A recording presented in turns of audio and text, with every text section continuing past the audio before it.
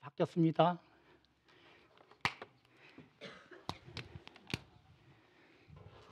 그 금방 듣고도 잊어먹죠. 나인자 집사님이 잠깐 좀 잊어먹으신 것 같아요. 그래도 뭐 참 잘했어요. 다음 주서부터는 잘하겠습니다. 이 예배 시간이 바뀌니까 이 순서를 좀 바꿔놓으니까 좀 헷갈려요. 그래서 저도 헷갈려갖고 먼저 주일에 우리 양미 집사님한테 한 소리 들었습니다. 그러니까 우리가 그런 실수도 있고 그러니까 그냥 뭐 그렇게 갖고 또 이렇게 하면 됩니다. 자, 오늘은 목사님이 출타를 하셔갖고 제가 말씀을 전하게 됐습니다. 오늘은 말씀을 많이 읽겠습니다. 그러니까 좀 지루하시더라도 좀 견디시고 끝까지 견디시는 분들이 어디로 들어갑니까? 예, 할렐루야. 자, 우리 말씀 한 군데 보겠습니다.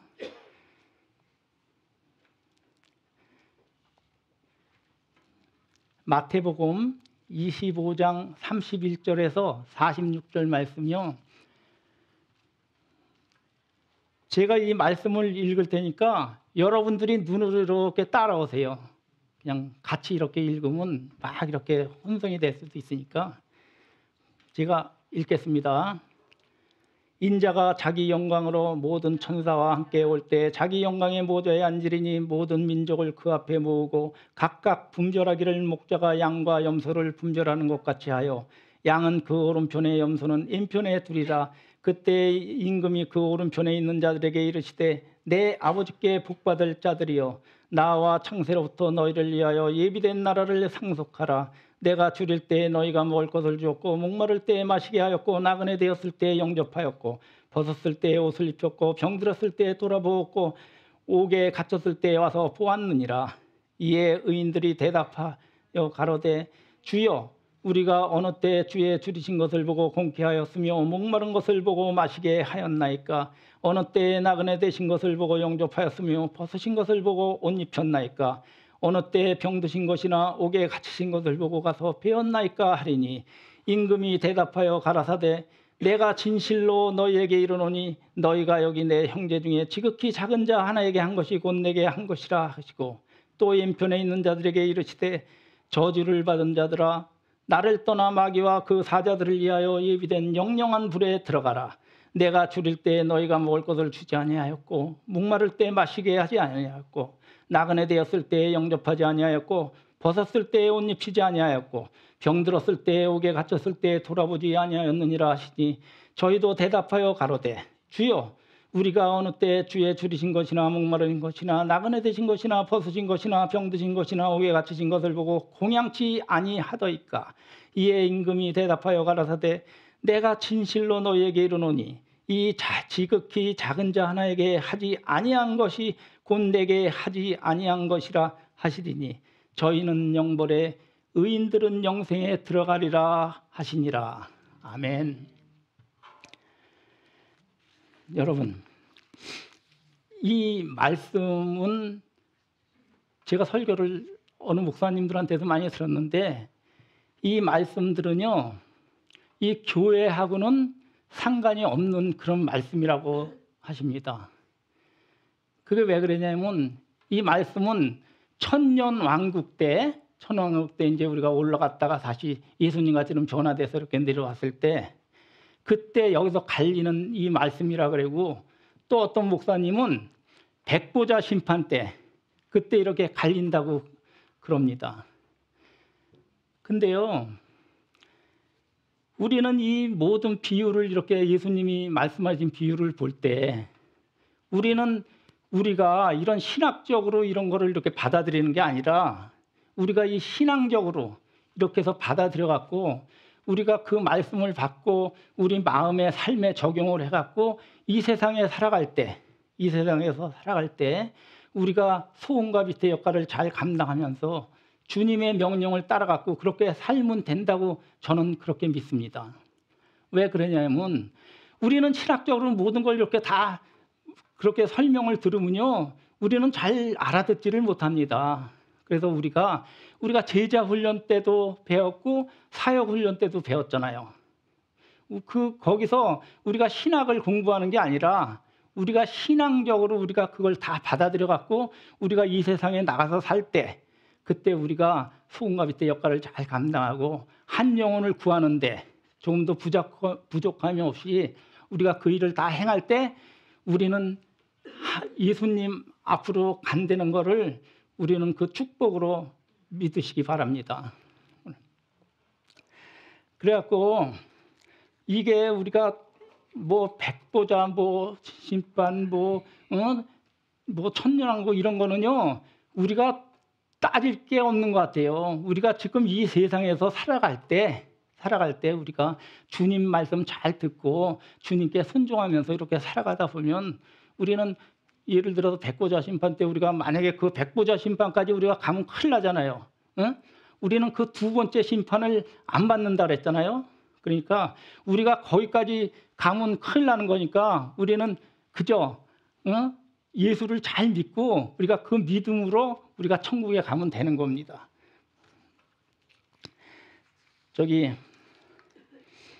제가 지금 이 말씀 를 읽은 것은 이 말씀을 우리가 또 이거 단순하게 배운 게 많습니다. 그래갖고 이 지극히 작은 자에게 긍휼과 사랑을 베풀어야 되고 또 그렇지 않으면 염소가 된다는 것입니다.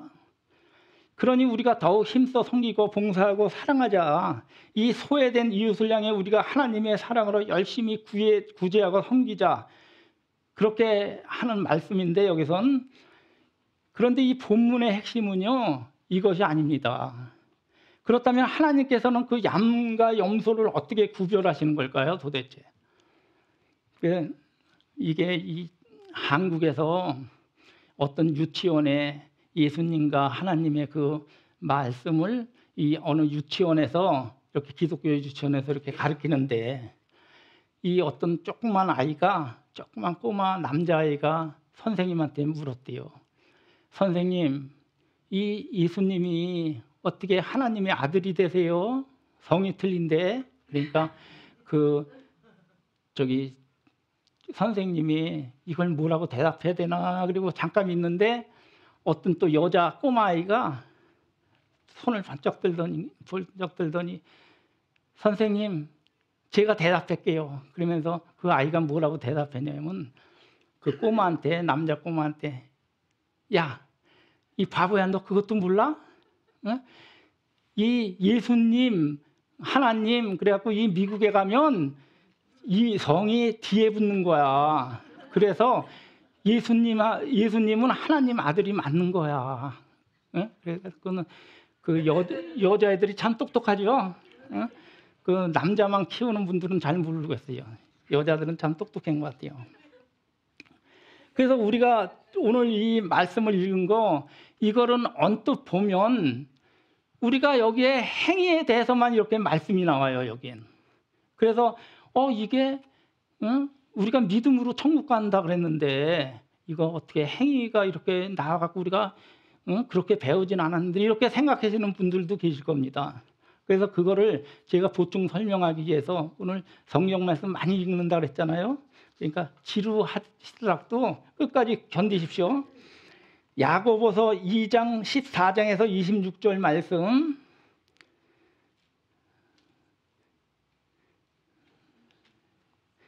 (2장 14절에서 26절) 말씀 제가 읽어드리겠습니다. 내 형제들아 만일 사람이 믿음이 있노라 하고 행함이 없으면 무슨 이득이 있으리요?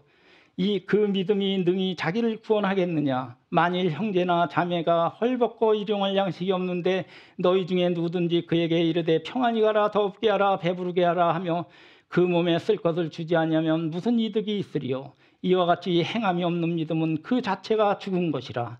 혹이 가로되 너는 믿음이 있고 나는 행함이 있으니 행함이 없는 내 믿음을 내게 보이라. 나는 행함으로 내 믿음을 내게 보이리라. 내가 하나님은 한 분인 줄 믿느냐? 잘하였도다. 귀신들도 믿고 떠느니라. 아, 한탄한 사람아, 행함이 없는 믿음이 헛것인 줄을 알고자 하느냐? 우리 조상 아브라함이 그 아들 이삭을 제단에 드릴 때 행함으로 의롭다 하심을 받은 것이 아니냐? 네가 보거니와 믿음이 그의 행함과 함께 일하고 행함으로 믿음이 온전케 되었느니라. 이에 경에 이른바 아브라함이 하나님을 믿으니 이것을 의로 여기셨다는 말씀이 응하였고 그는 하나님의 벗이라 칭함을 받았나니 이로 보건대 사람이 행함으로 의롭다 하심을 받고 믿음으로만 아니니라. 또 이와 같이 기생나비 사자를 접대하여 다른 길로 나가게 할 때 행함으로 의롭다 하심을 받은 것이 아니냐? 영혼 없는 몸이 죽은 것 같이 행함이 없는 믿음은 죽은 것이니라. 아멘. 여기서 이 말씀에서요, 제가 잠깐 요약을 해드리면 이 야고보는요, 본 서신에서 믿음이 있다고 하면서 이 행함이 없으면 그 사람은 구원받은 자라고 할 수 없다고 말합니다. 그러면 이 야고보는 여기서 구원을 얻는 한 조건으로 행함을 말하고 있는 것일까요? 아닙니다.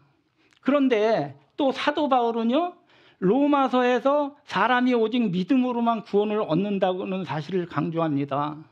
얼핏 보기에는요, 이 야고보서와 로마서의 이 가르침이 서로 이렇게 상충되는 그런 뜻같이 보입니다. 그러나 그렇지 않은 게 야고보는 구원을 얻기 위해서 행함이 있어야 한다고 말하지 않고 참된 믿음은 행함으로 그 증거를 보인다고 그랬습니다. 그러면서 그는 아브라함이 이삭을 바치는 그런 사건과 기색 라합이 정탐꾼을 대접한 그런 사건을 그 예로 들고 있습니다. 여기서 우리가 분명히 해야 할 것은 아브라함이 이삭을 바친 행위가 그에게 공로가 되어서 그를 구원한 것이 아니라는 사실입니다. 그의 구원은요, 하나님께 부르심을 받았을 그때부터 시작되었던 것입니다. 그리고 그가 하나님의 약속을 믿었을 때 그것을 의로 여김을 받았다고 창세기 15장 6절 말씀에 나옵니다. 그런데 하나님은요, 그의 믿음이 행함으로 드러나서 확인되기를 바라셨고 또 그런 행함의 절정이 뭡니까? 이삭을 바치는 사건이었습니다. 그러므로 우리는 그 행함 그 자체가 구원을 가져다주는 그 한 조건이 될 수는 없습니다. 참된 믿음은요, 행함으로 드러나기 마련이라는 사실을 우리가 그래서 여기서 알 수 있습니다. 그러니까 예수님도 이와 같은 뜻에서 나더러 주여 주여 하면서 천국에 다 들어갈 것이 아니라 뭐라 그랬습니까? 하늘에 계신 아버지의 뜻대로 행하는 자라야만 들어간다 그랬습니다. 그러면 예수님이 말씀하시는 게 주여 주여 그러면 그 사람들은 다 믿는 사람들이라고 자부하는 사람들입니다. 그런데 예수님께서는 그것을 거기 천국으로 들어가지 못한다고 아주 명확히 말씀을 하십니다. 그 왜 그럴까요? 여기에 아버지의 뜻대로 행하는 자라야만 들어갈 수가 있다는 것입니다. 그러니까 우리는 이 믿음을 통해서 이 행함이 드러나게 돼 있잖아요. 우리 교인들은 다 그렇잖아요. 우리가 믿음이 있다고 이렇게 하니까 우리가 설거지도 되고 밥도 짓고 반찬도 되고 먹을 것도 만들어주고 우리 교인들은요 다 이거 천국정에 맡아놓은 분들이에요. 다 보면. 그래서 우리는요 이 자신에게서 이 믿음의 선한 행위들을 찾아볼 수가 없다면 우리는 반드시 자신의 믿음을 다시 한번 점검을 해보셔야 된다는 것입니다. 자, 그럼 말씀으로 들어가겠습니다. 그럼 양은요 어떤 것인가? 이 양은 행한 것이 없음을 고백하는 자들입니다. 이 본문의 양은 어디 있습니까? 임금의 오른편으로 구분된 자들을 이야기합니다. 이제 제가 지금서부터 이제 말씀을 많이 읽을 텐데 마태복음 25장 34절 말씀 보겠습니다. 내 아버지께 복받을 자들이여 나와 창세로부터 너희를 위하여 예비된 나라를 상속받으라. 창세로부터 예비된 나라는 어떤 나라입니까? 바로 천국입니다. 이들에게 주님께서 천국을 상속받으라는 말씀을 하고 계시는 것입니다. 이어서 어떻게 예비된 나라를 상속받을 것인가를 정해졌는지 여기서 또 말씀하시죠. 마태복음 35장 35절 36절 말씀에 내가 줄일 때에 너희가 먹을 것을 주었고 목마를 때에 마시게 하였고 나그네 되었을 때 영접하였고 헐벗을 때에 옷을 입혔고 병들었을 때 돌보았고 옥에 갇혔을 때 와서 보았느니라 그랬습니다. 그 임금은요 보통 배고프거나 목마른 일이 없습니다. 그런데 왕께서 자신이 너무나 어렵고 힘들고 도움이 필요했을 때 너희가 나에게 꼭 필요한 도움을 주었으니까 너희는 예비된 천국을 상속받을 것이라 하고 말씀하시는 것입니다. 오른쪽 양으로 구분된 자들은요 본문을 예수님이 뭐라고 그러셨냐면 의인들이라고 칭하셨습니다. 그럼 우리가 잠깐 여기서 양의 문화를 한번 보겠습니다. 이 양들은요 아주 온순하고 인간과 가까이 생활하고 또 깨끗한 동물, 하얀 털을 가진 그런 동물로 생각하고 있습니다. 근데요 이 중동 지방에서는요 이 양을 사람들한테 어떻게 비유를 해냐면 생각이 모자라는 놈, 또 고집이 세고 남의 말에 귀를 기울일 줄 모르는 그런 사람들을 그런 양들의 사람들에게 비유를 합니다. 그런 사람들이 양과 똑같다는 거예요. 그래갖고 오래전부터 그 양을 치면서 살아온 그 중동 사람들의 그 양의 특성상으로 그 사람들이 말이 좀 맞는 것 같아요. 그 사람들이 양을 오래 치고 그 양들의 습성을 다 알고 있으니까. 그래갖고 그 양들 가운데다가 그 염소를 이렇게 풀어놓는데요. 그럼 염소가 막 뛰어다니면서 그 막 치받기도 하고 막 그래갖고 이 양들이 왜 그 염소를 풀어놓냐면 이 양들은요 움직이기를 싫어한대요.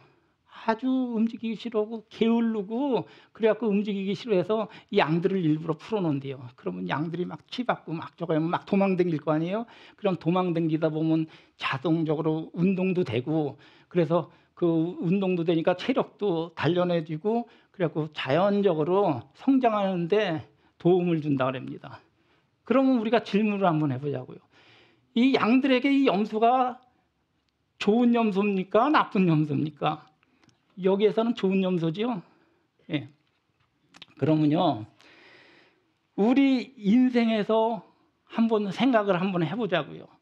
이 염소와 같이 우리 인생에서도 나에게 상처를 주고 힘들게 해서 좀 없었으면 하는 그런 미운 사람들이 있잖아요.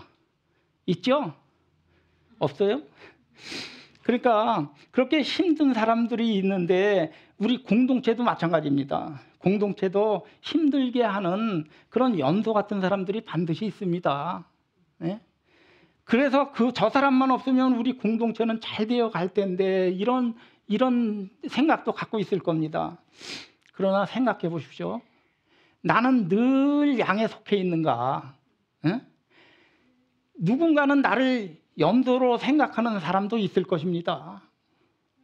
그러나 우리가 양과 염소로 나눌 수는 없다는 것입니다. 왜 그러냐면 어느 누구도 양이나 염소로 판단해서는 안 된다는 것입니다. 어떤 사람에게는 양에 속하지만 어떤 사람에게는 자신도 모르게 염소에 속할 수도 있다는 것입니다. 그걸 우리가 항상 염두에 두고 살아야 된다는 것입니다. 그러니까 그 염소라는 그런 생각되는 사람들한테 오히려 축복을 해줘야 되는 것입니다. 그래야 나한테도 축복이 함께 오는 줄 우리는 그런 거를 믿어야 되는 것입니다. 그래갖고 우리는요, 이 의인들은 그래서 마태복음 25장 37절에 의인들이 대답하여 이르시되 우리가 어느 때 주께서 줄이신 것을 보고 공개하였으며 목마른 것을 보고 마시게 하였나이까 그랬잖아요. 이 의인들은요 어쩔 줄을 모른단 말이에요. 아니 저희가 언제 왕께서 힘들고 어려울 때 도왔습니까? 여러분, 주님의 놀라운 은혜를 경험하는 사람들은요 자신이 한 것을 아무것도 없음을 고백하는 자들입니다. 주님을 만났다면 그분 앞에서 우리가 얼마나 잘났는지, 우리 행위가 얼마나 의로운지, 이 태양같이 밝은 예수 그리스도의 의로움 앞에 우리는 겨우 희미하게 밝히고 있는 그런 촛불 같은 인생입니다. 자신이 구원받을 자격이 없다고 고백하는 그런 사람들입니다. 이 양들은 주님, 저는 아무것도 한 것이 없습니다. 주님, 나에게 이 은혜를 주님께서 주신 은혜에 비하면 내가 드린 헌신은 정말 보잘것없는 것입니다. 사실 우린 구원받을 자격이 없는 사람입니다. 우리는 빚진 자들이죠. 그래서 살아있는 동안 그 빚진 마음으로 우리가 주님의 뜻을 위해 섬길 뿐입니다. 주님을 섬길 수 있는 자격을 주신 것에 대해서 우리는 감사하는 사람, 그 사람이 진정 하나님의 은혜를 입은 사람들이라는 것입니다. 여러분, 우리는 하나님 앞에 우리를 낮춰야 됩니다. 우리는 우리의 마음을 주님을 위해 다 드려도 받은 은혜 1%도 갚지 못하는 사람들입니다. 그것이 구원받은 믿음을 가진 자의 태도들입니다. 그 마음을 우리는 붙잡아야 됩니다. 이 여러분의 인생에 어느새 불평이 생기고 교회가 이것저것 마음에 들지 않는다면요, 또 은혜가 은혜되지 않는다면요, 저나 여러분이나 회개하셔야 됩니다. 하나님의 사랑이 얼마나 큰지 저나 여러분 마음에 그 은혜를 다시 회복해야 하는 것입니다. 입술에서 먼저 하나님께 감사와 감격의 찬송이 나타나야 된다는 것입니다. 이 두 번째로는요, 염소는요 뭡니까? 행한 것을 계산하는 자들입니다. 41절에 25장 41절에 보면 또 왼편에 있는 자들에게 이르시되 저주를 받은 자들아 나를 떠나 마귀와 그 사자들을 위하여 예비된 영영한 불에 들어가라 그랬습니다. 이들이 충격을 받은 것은요 자신도 하나님을 섬기는 자라고 생각했기 때문입니다. 왕은 이들이 영원한 지옥불로 들어가는 이유에 대한 근거를 여기서 말씀하십니다. 25장 41절 말씀이요, 내가 줄일 때에 너희가 먹을 것을 주지 아니하였고 목마를 때에 마시지 아니하였다 그랬습니다. 너희는 내가 배고프고 목마를 때 아무런 도움을 주지 않았다. 내가 나그네처럼 외로울 때 병들고 옥에 갇혔을 때 너희는 아무런 도움을 주지 않았어. 그러자 그들이 어떻게 합니까? 이 44절 보십시오. 그들도 대답하여 이르되 주여 우리가 어느 때 주께서 줄이신 것이나 목마르신 것이나 나그네 되신 것이나 헐벗으신 것이나 병드신 것이나 옥에 갇히신 것을 보고 공양하지 아니하더이까. 했다는 것입니다. 이 염소로 구분된 왼편에 있는 자들은요 분명히 왕의 판결에 승복할 수가 없었던 것입니다. 심플하게 요약하면요, 내가 왜 구원받을 자격이 없습니까? 그 이유가 뭡니까? 이 정도 일하고 이 정도 헌신하면 되지 않습니까? 이렇게 보는데 왼편에 앉아있는 자들은요 왕과 전혀 관계없는 불신자가 아닙니다. 그들은 하나님을 아는 자들이고 겉으로 보기에 양과 큰 차이가 없어 보이는 교회 성도들인 것입니다. 그런데 여기에 중요한 차이가 있습니다. 무슨 차이냐면 이들의 중심에 흐르는 그 마음의 태도를 한번 보십시오. 내가 구원받지 못할 이유가 무엇인가요? 물어봅니다. 이들의 마음에는요 자신들이 가난한 이웃을 돕고 나그네를 도왔지만 자신들이 선행을 계산하고 있었던 것입니다. 내가 선하고 좋은 일을 했으니까 나는 왕에게 은혜 받을 자격이 있다고 아주 착각하고 있던 것입니다. 염소와 양은요 이 행위로 구분되는 게 아닙니다. 염소도 똑같이 교회에서 활동하고 봉사하고 리더로 섬겼습니다. 주님의 이름으로 사람들도 돕고 병든 자들도 기도를 해서 낫게 했습니다. 많은 사역을 이루었던 사람들입니다. 그런데요 그 속에 꽈리를 들고 자리 잡은 그 마음은 바로 그래서 나도 구원받을 자격이 있다. 이렇게 생각했던 것입니다. 일주일에 몇 번씩 교회 나오고 봉사하고 니도도 했으니까 나는 주님께서 잘 봐주시겠지. 아닙니다. 그렇지가 않습니다. 내가 주를 위해 한 일을 계산해서는요, 결코 하나님 앞에 의롭게 설 수가 없다는 것입니다. 우리가 주를 위해 헌신하고 봉사한 일에 대한 보수로 하나님의 은혜를 구한다면요, 우리가 아무리 잘 보상받아도 결코 천국의 문턱에 들어갈 수가 없다는 것입니다. 이 마태복음 7장의 13절에서 20절 말씀에 이런 말씀이 있습니다. 좁은 문으로 들어가라. 멸망으로 인도하는 문은 좁고 생명으로 인도하는 문은 좁고 협착하다. 그러니까 인도하는 문은 넓고 이 생명으로 인도하는 문은 좁고 협착하다 그랬습니다. 제가 여기서 한번 상상을 한번 해봤습니다. 이 세상에서는 예수님을 따라가려니까 진짜 좁고 협착하고 힘든 길을 이렇게 가야만 됩니다. 그건 사실입니다. 근데 우리가 이제 죽어갖고 우리가 이제 줄을 나래비 서갖고 이제 어느 문을 들어갑니다. 들어가는데 이건 제 상상입니다. 그러니까 여러분 저기 하지 마세요. 문을 들어갑니다. 근데 그 문을 들어가는데 거기에 천사가 생명책을 딱 들고 있어갖고 너는 이쪽, 너는 저쪽 이렇게 분별을 합니다. 그러면 쭉 들어가는데 지금 여기서 성경에서 말하는 지금 이 세상의 그 협착한 거하고 아주 정반대 방향이 될 것 같습니다. 어떤 게 되냐면 이 천국으로 가는 데는 아주 크고 넓고 훌륭한 물이고 금은보화로 막 장식이 돼 있어갖고 천사가 나팔을 빵빵빵빵 불면서 이렇게 다 이렇게 인도하면서 들고 가면서 예수님과 이렇게 노는 거, 이런 거를 상상해 봅니다. 근데 또 왼쪽으로 이렇게 가는 데는 어떤 식으로 돼 있냐면 아주 낭떠러지인데 아주 쭉 가면서 이렇게 점점 이렇게 좁아지는 그런 거를 상상해 봅니다. 그러면 이 사람들이 이렇게 뒤를 계속 따라오다가 계속 한 사람씩 옆으로 이렇게 떨어집니다. 그래갖고 거기 풀무물에 했는데 이건 죽지도 않고 펄펄 끓는데도 죽지도 않고 그냥 아우성치는 그런 모습들, 그걸 한번 상상을 해봅니다.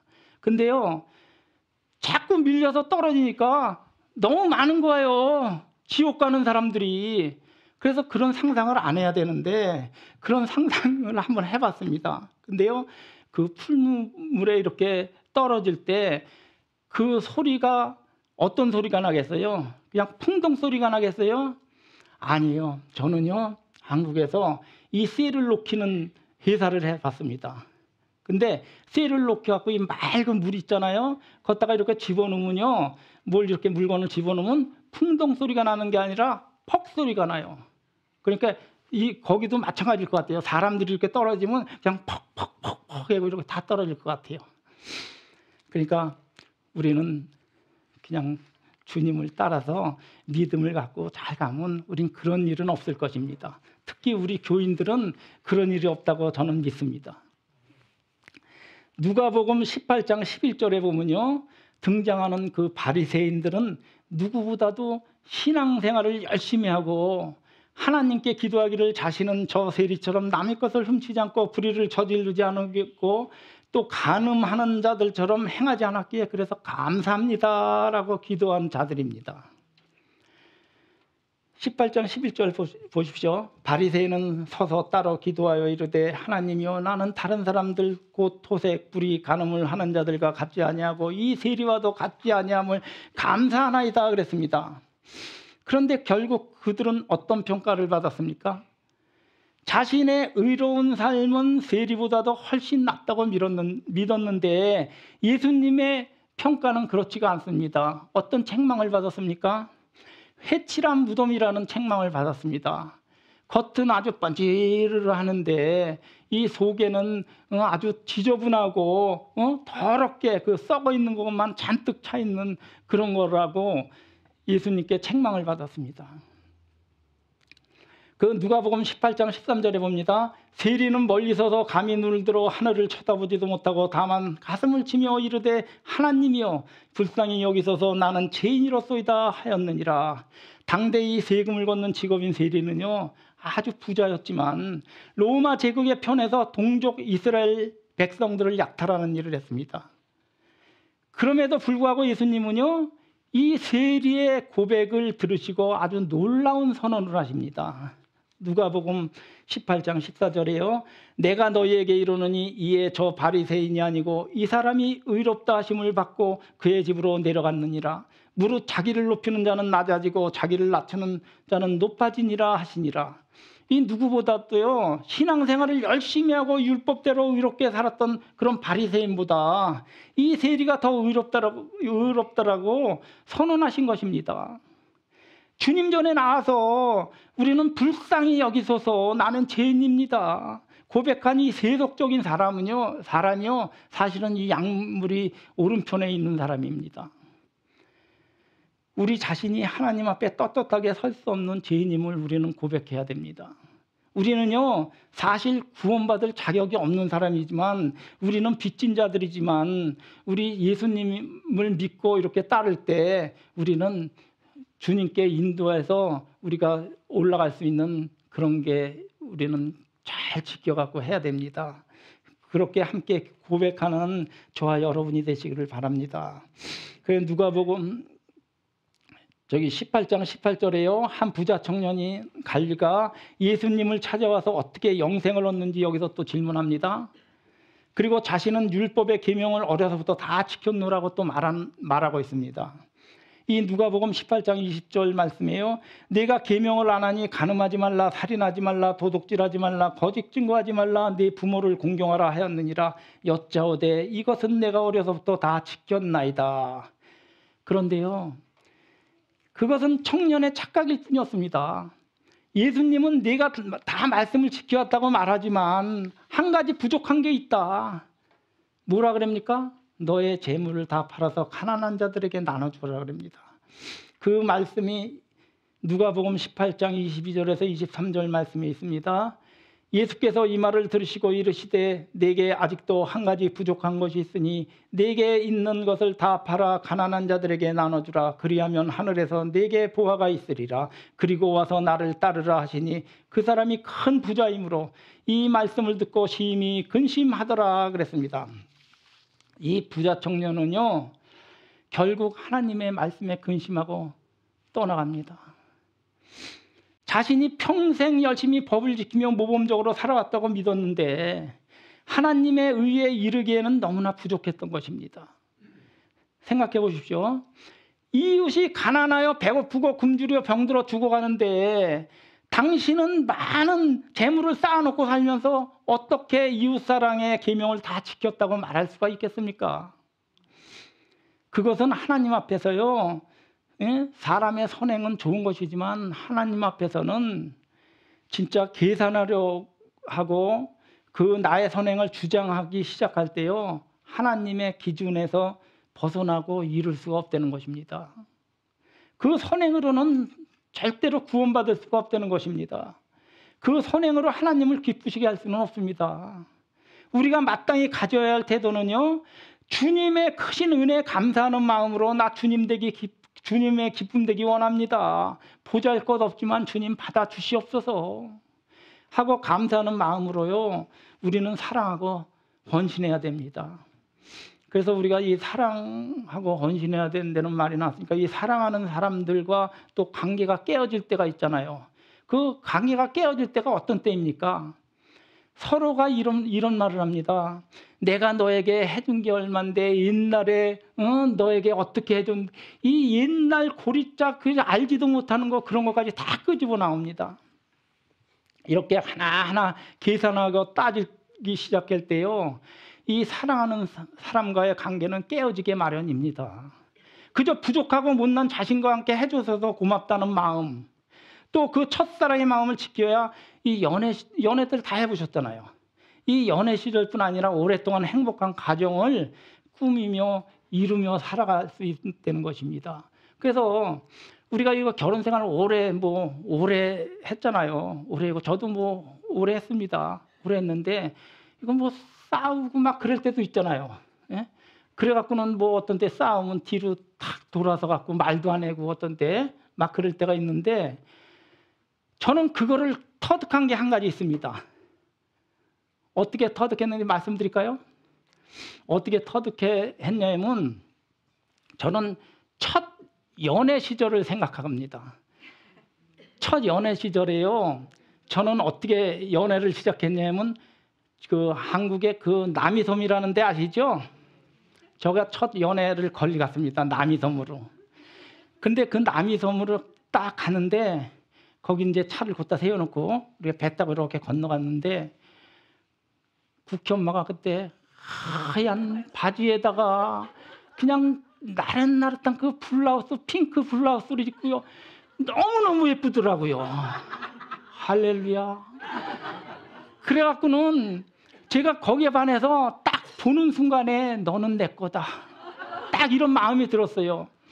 그래갖고는 그때서부터 이제 내가 작업을 걸기 시작했는데, 야, 셋째 딸은 선도 안 보고 들어간다고 그랬잖아요.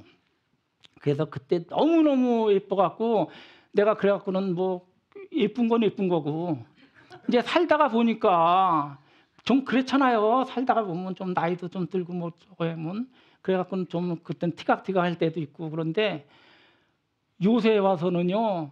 제가 이제 좀 티닥티닥하고 그럴 때 제가 그 생각이 퍼뜩 들어요. 그 생각을 딱 하면 여러분 모든 게 용서가 돼요.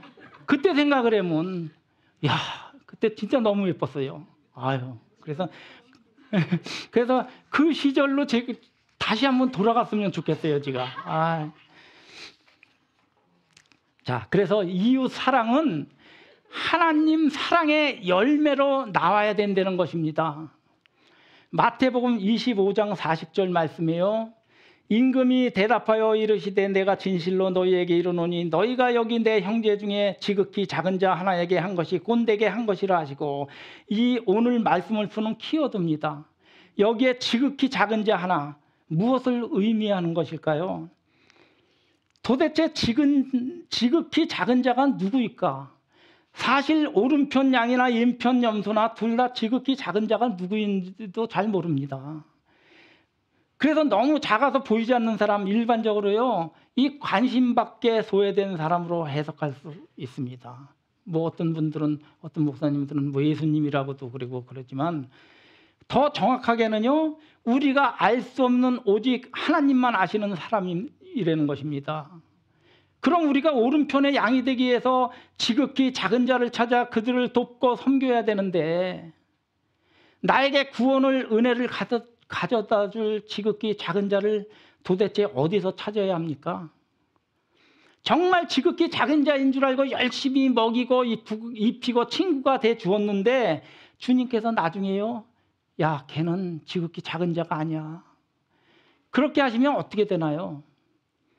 저나 여러분이나 섬겨야 할 지극히 작은 자가 누군가 한번 곰곰이 생각해 보시길 바랍니다. 여기서 지극히 작은 자는요 오직 하나님 안에서만 섬길 수가 있다는 것입니다. 그는 하나님의 기준에서 특정된 사람이지 우리의 기준에 의한 자가 아니라는 것입니다. 그렇기 때문에 우리는 지극히 작은 자를 사랑하고 섬기기 위해서 쫓아당기는 것이 아니라 하나님을 바라보며 그분 뜻과 인도하심 안에서 이웃을 섬기고 사랑해야 한다는 것입니다.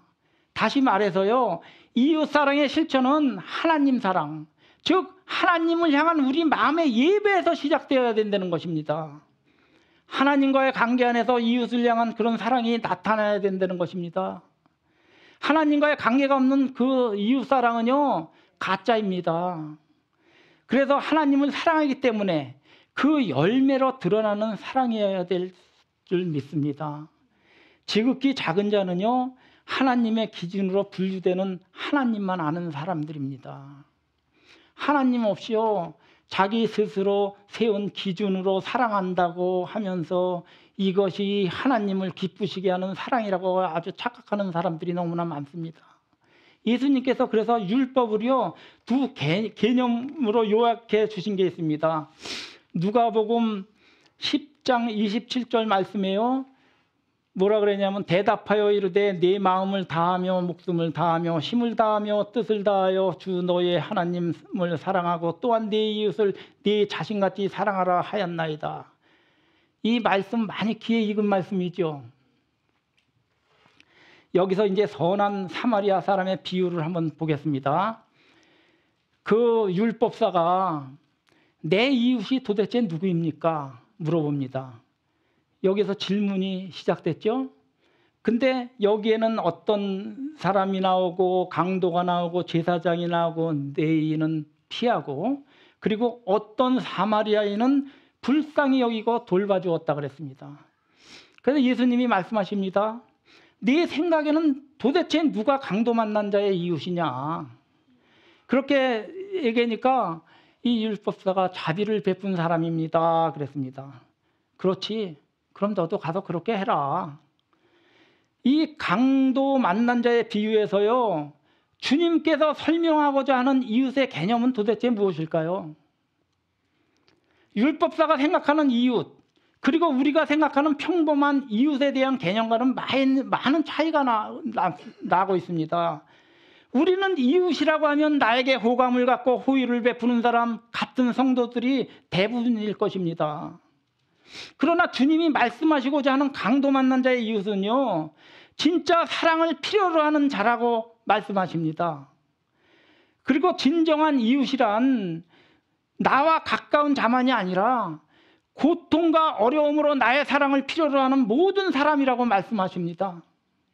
그러므로 오늘 이후에는요 오늘 말씀을 통해서 우리가 이웃에 대한 눈을 새롭게 한번 여셨으면 좋겠습니다. 그래갖고 자기와 가까운 지인 자들만을 사랑하며 그것이 곧 사랑이라고 착각하는 이 세상 속에서 그러지 말고 어렵고 진짜 고통받는 사람들을 이웃으로 삼아서 하나님의 사랑을 베풀 줄 아는 우리가 진정한 이웃사랑을 실천하는 전익교회와 우리 양이라 칭찬받는 저와 여러분이 되시기를 주님의 이름으로 부탁합니다. 기도하시겠습니다. 고마우신 아버지 하나님 감사합니다. 오늘도 아버지 부족한 제가 말씀을 전했습니다. 이 말씀 속에서 부족한 것이 있다면 용서하여 주시옵소서. 저희들의 부족함을 보지 않으시고 오직 예수님의 공로로 구원받은 백성이 되게 하심을 진심으로 감사를 드립니다. 죄악에 빠져 영원히 죽을 수밖에 없던 저희들을 구원해 주시려고 이 땅에 오신 주님을 저희들은 믿습니다. 주께서 걸어가신 십자가의 길을 생각하면서 저희들의 삶에 드려질 어떤 고난도 믿음으로 이겨나가기를 아버지 저희들은 소망합니다. 그렇게 믿음으로 사는 저희들이 되도록 도와주시옵고 오직 하나님의 영광을 바라보며 주님의 말씀을 준행하는 자리에만 있도록 인도하여 주시옵소서.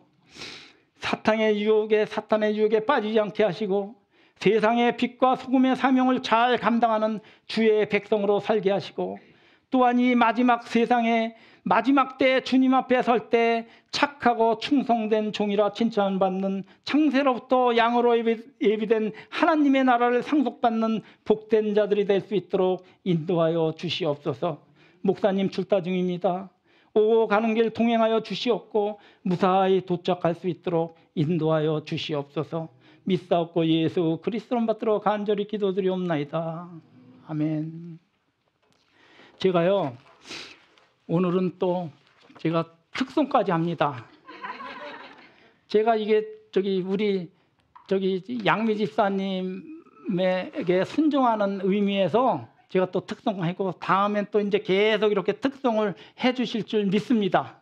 자, 제가 하겠습니다. 특송.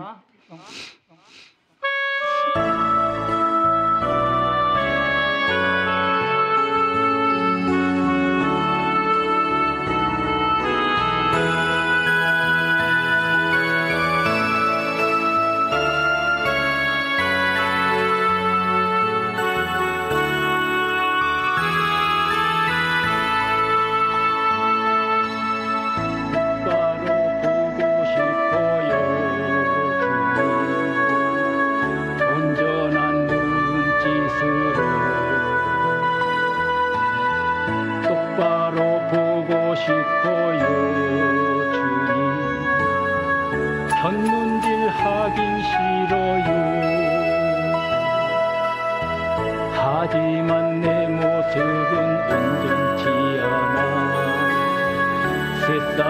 보는 눈은 마치 날 죄인처럼 멀리하며 외면을 하네요. 주님 이 낮은 차를 통하여 어디에 쓰시려고 이렇게 초라한 모습으로 만들어 놓으셨나요? 당신께 드릴 것은 사모하는 이 마음뿐. 이 생명도 살라시며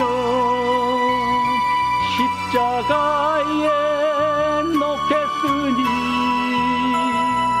허울뿐인 육신 속에 참빛을 심게 하시고 가시뿐인 세상 속에 미랄로 쏟게 하소서. 똑바로 걷고 싶어요. 주님 온전한 몸짓으로 똑바로 걷고 싶어요. 주님 기우뚱하긴 싫어요.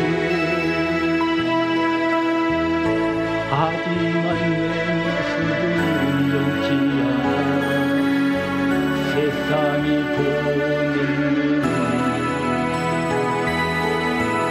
마치 날 죄인처럼 멀리하며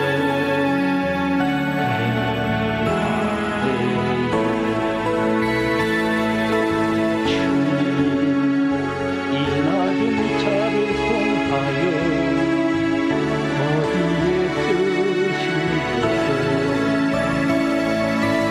이렇게 초라한 모습으로 만들어 놓으셨나요?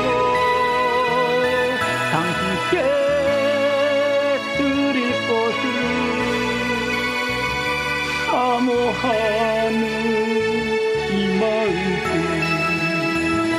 이 생명도 살라시며 십자가에 놓겠으니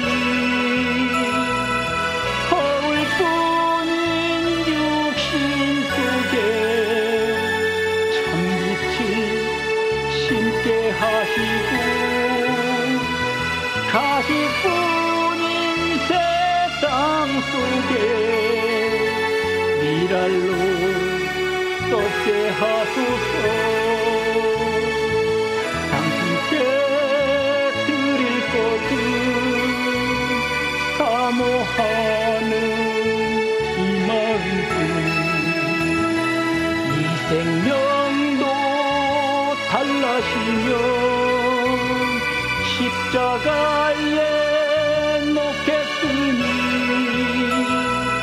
허울뿐인 육신 속에 참빛을 심게 하시고 가시뿐인 세상 속에 미랄로 쏟게 하소서. 아멘. 집사님 나오셔서. 예. 네, 집사님.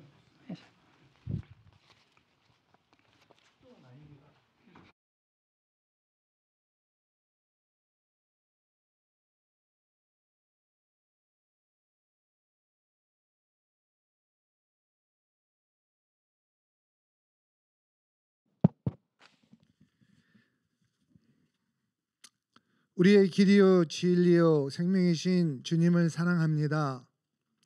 예수님은 우리의 구원자 되시며 오직 우리 삶의 해답이십니다. 주님이 허락하시사 우리의 마음과 정성을 다해 힘이 미치는 대로 준비한 예물을 주님 앞에 드립니다. 기뻐 받아 주시옵소서. 그 손길들을 기억하시고 주님의 언약에 따라 축복하여 주시옵소서. 이 모든 것이 주님의 영광을 위해 사용되기 원합니다. 예수님의 이름으로 기도합니다. 모두 함께 주기도문으로 예배 마치겠습니다. 하늘에 계신 우리 아버지여, 이름이 거룩히 여김을 받으시오며 나라가 임하옵시며 뜻이 하늘에 이루어지기를 땅에서도 이루어지이다. 오늘 우리에게 일용할 양식을 주시옵고 우리가 우리에게 죄진 자를 사하여 준 것 같이 우리 죄를 사하여 주시옵고 우리를 시험에 들게 하지 마옵시며 다만 악에서 구하옵소서. 나라와 권세와 영광이 아버지께 영원히 있사옵나이다. 아멘. 예배 마쳤습니다. 감사합니다.